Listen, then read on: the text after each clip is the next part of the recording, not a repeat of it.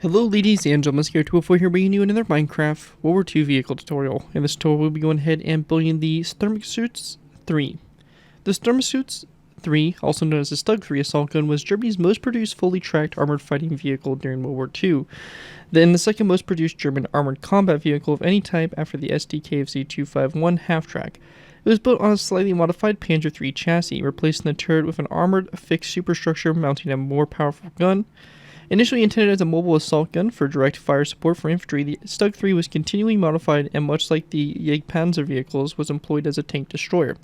The version we have in front of us here is the Stug Ausf A, which basically is the first version of the Stug, which mounts the short-barreled 75mm gun and was more of a assault gun type role. Later versions obviously had the longer 75mm gun on it, which made it more of a tank destroyer type of vehicle, but this one here is designed specifically to be the assault gun version. But yeah, overall really cool vehicle. We haven't done a Stug A before. We've done like the G before and all that, so we've done like the later war Stugs, but we haven't actually explored the early ones with the Stug A.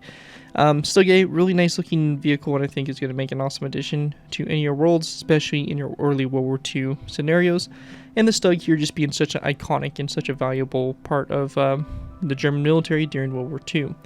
Anyways, let's go ahead and kind of dive into taking a look here at the vehicle, see exactly what we'll be building. Obviously, starting off with the tracks here, we have the same track base that we've been using in our new Panzer III design, so everything kind of is universal with each other and goes together.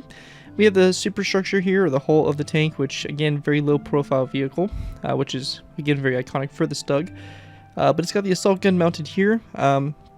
Obviously the mantlet, all that fun stuff, driver's viewport to the side there, and different equipment and stuff like that mounted to the side of the tank and all that stuff. So pretty simple design overall, but again, you're going to make an awesome addition to any of your worlds, especially if you're looking for a nice early war German vehicle such as a Stug.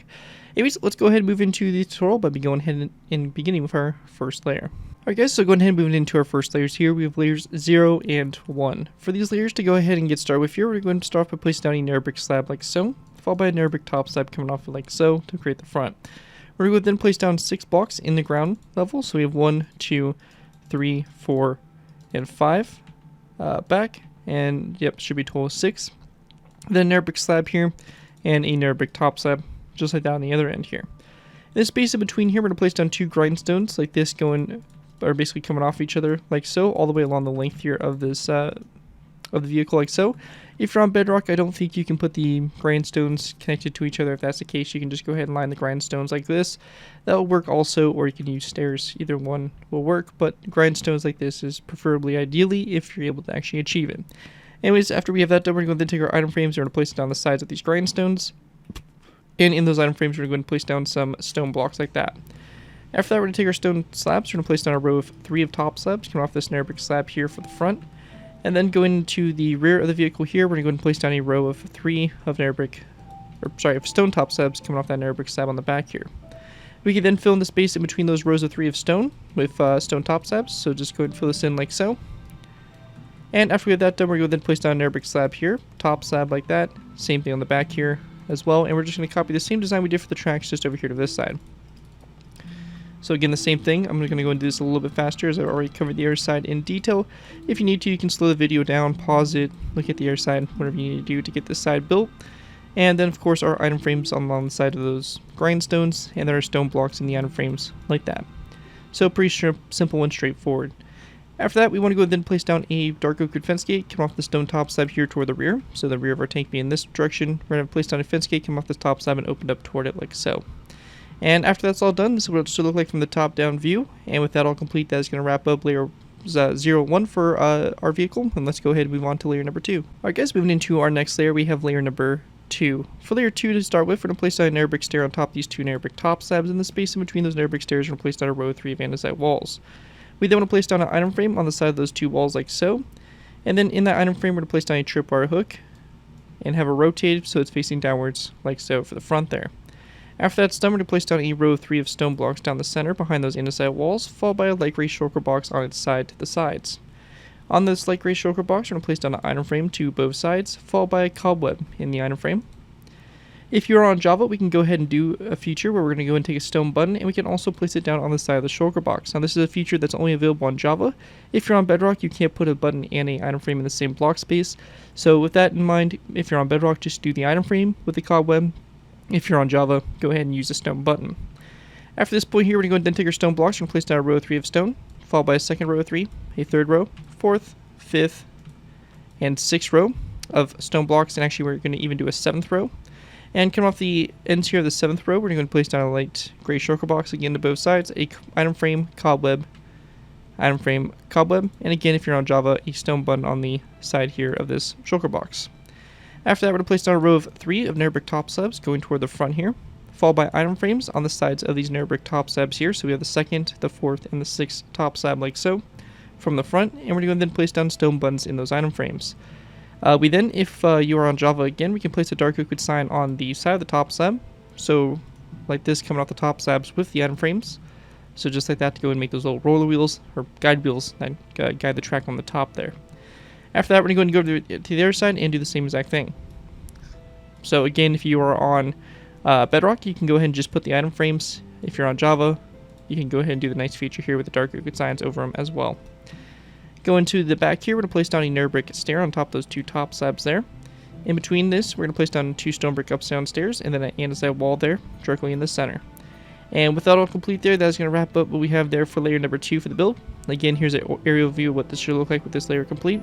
But with that, let's go ahead and move into our next layer, layer number 3. Alright guys, go ahead and move it into our next layer. We have layer number 3. For layer 3 to go ahead and get started with, we're going to place down an anvil right here on this block here. One quick addition I want to make is that actually these 2 stone blocks here are also going to be switched over to polished andesite. So we're just going to go ahead and make sure we change those on both sides like that for the front there. But anyways, going ahead and continuing back on for this layer, we're going to then place down a stone top slab coming off this anvil toward the front. And then coming off this stone top slab, we're going to place down a skeleton skull like so, coming off the front there. We're going to then place down a dark liquid sign on the side of this top slab, and then an item frame on the side of this top slab over here to this side. We're going to go then place down a light gray carpet on top of these 2 stone stairs here to both sides, and we want to go and then place down a redstone repeater with the notches flicked out to the sides here on top of these light gray shulker boxes. So it's like that for the front. After that, on both sides of the anvil, we're going to go and place down a stone block. And on the stone block over here to the left side of the tank, so the side here, we're going to place down a item frame. And we're going to go then place down a black bed in the item frame like so, rotate on side. And this is a feature on Bedrock where it might get a little sketchy. I don't think you can put 2 item frames in the same block space. So if that's the case, just go ahead and do the front viewport there and disregard the item frame on the side of this top slab. But if you are able to, we can go ahead and place the item frame here and make sure that that's added, at least for this if you're on Java. And then a dark liquid sign on the side of this stone block as well, again if you're on Java. Continuing on, we're going to then place down a light gray carpet to the right side, or sorry, the left side, and then to the right side, we're going to place down a stone brick slab. After we get to this point, we're going to place down 4 rows of 3. So 1, 2, 3, and 4. And to the sides here, we're going to go ahead and take andesite, or light gray stained glass panes, and then 2 andesite walls. Same thing over here, 2 light gray stained glass panes, 2 andesite walls. After that's done, we're going to go ahead and place down a polished andesite block here to both sides, stone block here in the center, and we're also going to place down an anvil to both sides like so, with a dark liquid sign on the side of the anvils. So just like that. Once we have that done, we're going to then place down a stone stair in the center here, followed by a stone brick stair to both sides of that stone stair. And we also want to go and grab grindstones, and we're going to place down a grindstone coming off these 2 anvils just like that. After we have that done, we're going to then place down a light gray shulker box on top of these 2 narrow brick stairs here. And then coming off the sides here of the shulker boxes, we're going to place down item frames, red concrete in those item frames, and again if you are on Java, a dark liquid sign on the side here of those blocks. After that, we're going to go and then take our polished andesite, we're going to place down a row of 3 across this section here, and then a skeleton skull coming off that slab, just like that.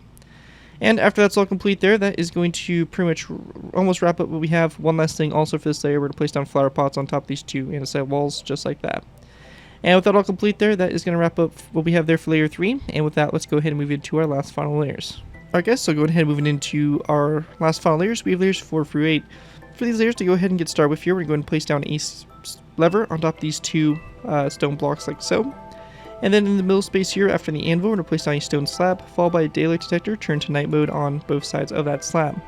Also, come off the slab here toward the front, we're going to place down an oak or dark oak wood sign, just like that. With that all complete, we want to go and then place down a row of 1, 2 of stone slabs over, then a polished andesite slab, another row of 2 of stone slabs over, followed by a stone slab at the center here, a daylight detector to both sides, turn those to night mode, and then go ahead and go into this andesite wall here. We're just going to place down 1, 2, 3, and 4 iron bars up like that for the radio antenna. And once we have that all complete, that right there is going to complete my tutorial here for the Sturmgeschütz III Offs A, or basically known as the Stug III Offs A. Hopefully you guys do enjoy this tutorial and are able to put it to good use. If you do use this build, I do ask that you guys give me proper credit for it. This can be anything from a sound of the build to my channel where this video, if this does bring social media sites. As long as you guys give me proper credit for the build, you're free to use favorite projects you guys are working on. Overall, enjoy the build, have fun with it, and all that fun stuff. With that though, thank you guys again so much for watching. As always, don't forget to like, comment, and subscribe. This has been Garrett204, and I'll see you guys next time.